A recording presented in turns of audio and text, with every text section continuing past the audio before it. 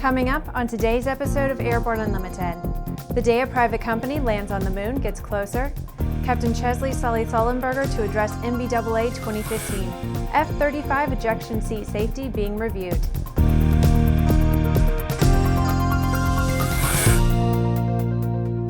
I'm Bree Cross. It's October 5th, 2015, and this is Airborne Unlimited.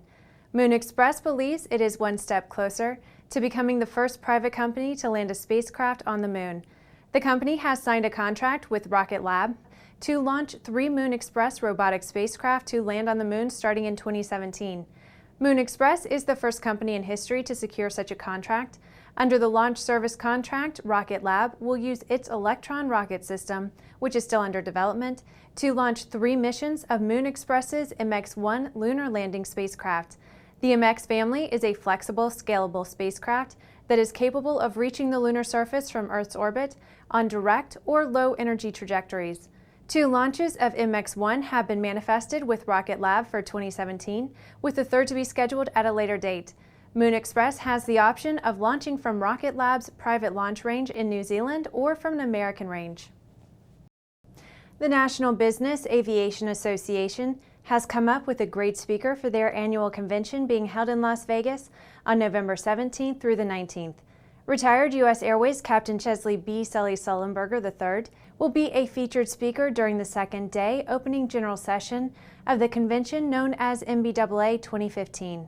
Sullenberger, along with his first officer, Jeffrey Skiles, effected a remarkable engine-out water landing in the river on January 15, 2009, after the Airbus 320-200 suffered multiple bird strikes that disabled both power plants. NBAA President and CEO Ed Boland said, quote, "We've asked Captain Sullenberger to speak about the relevance of the 2009 water landing, about the significance of that in terms of aviation safety, about leadership, professionalism, and preparedness training. We're very excited to have this living legend with us at this year's convention," end quote. After the break, the Air Force sets a minimum pilot weight for the F-35.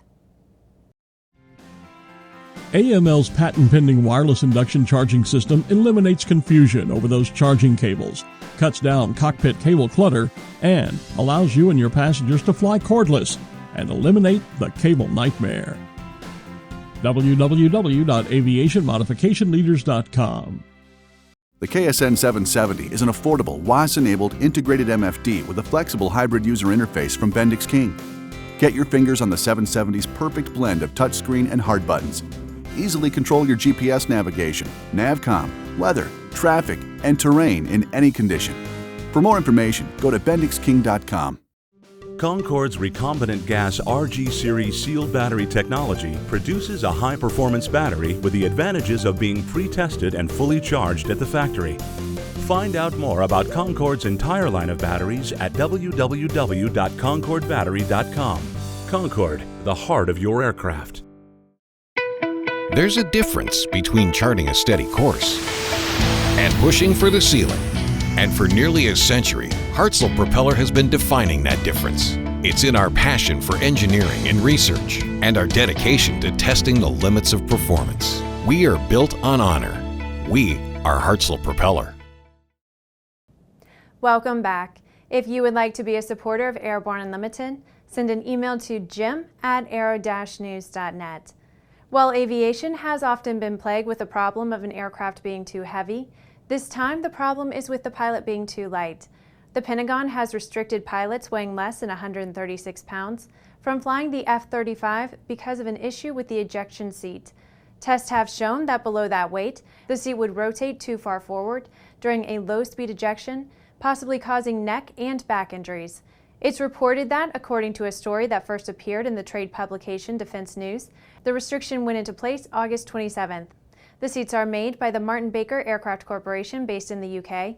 Pentagon F-35 Program Office spokesman Joe Delavita said, quote, "The safety of our pilots is paramount, and the F-35 Joint Program Office, Lockheed Martin, and Martin Baker continue to work this issue with the U.S. services and international partners to reach a solution as quickly as possible," end quote. Each week, we share with you an online video that one of our viewers found especially entertaining. We call it our Aero Video of the Week. Final liftoff of Atlanta. I want to mention there's another very significant thing that's going on right now that we're in the middle of, and that's called the Pilot's Bill of Rights 2. This video allows you to follow along as Senator Jim Inhofe discusses the new third-class medical requirements in the Pilot's Bill of Rights 2. Search Bill of Rights 2 on the Senate floor on YouTube.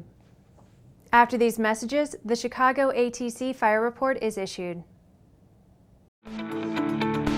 Now certified, Aspen Avionics single-band ADS-B, ATX-100, and ATX-100G transceivers are the next-gen ADS-B solution that provides the features pilots need while keeping flyaway costs low. Check it out now at aspenavionics.com.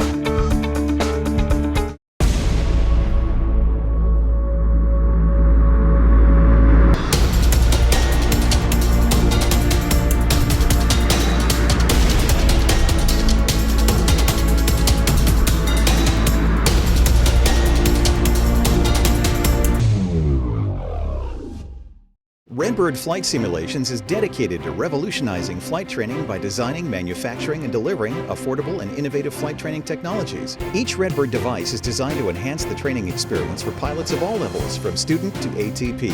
Redbird is quickly becoming the industry standard for flight training. Since Redbird introduced its revolutionary FMX in 2007, colleges, universities, and flight training operations around the world have integrated Redbird products into their curriculum. It's time to discover what Redbird can do for you. Join the migration. Sandia introduces the new SAI 340 Quattro TSO'd airspeed, attitude, altitude, and slip. With integral backup battery, safety never looked so good. See it now at www.sandia.aero. Welcome back. With so much news coming out of the aviation industry, we're summarizing some other interesting stories in a brief segment we call Around the Patch.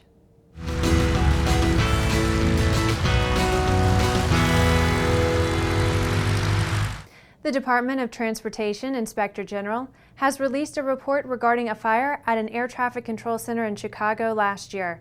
The report indicates that an FAA contract employee deliberately started the fire. FAA contingency plans were also found to be lacking.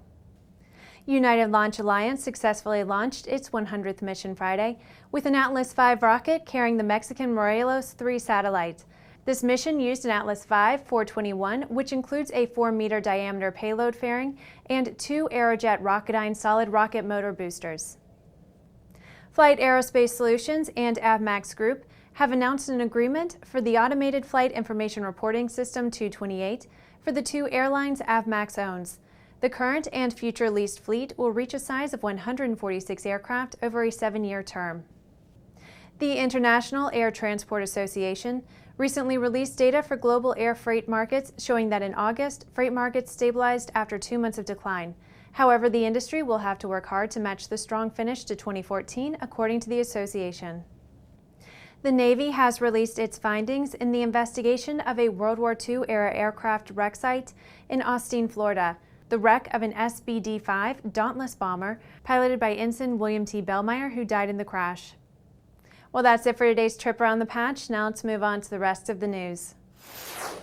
After a 17-year restoration, Doc, the historic warbird that will soon become the second operational B-29 Superfortress, has now entered the test flight stage. All 4 engines were successfully fired up on September 18th for the first time since 1956. But additional funding is needed to support this phase. In an effort to raise those funds, Doc's Friends, the nonprofit organization restoring the B-29, has launched a Kickstarter campaign.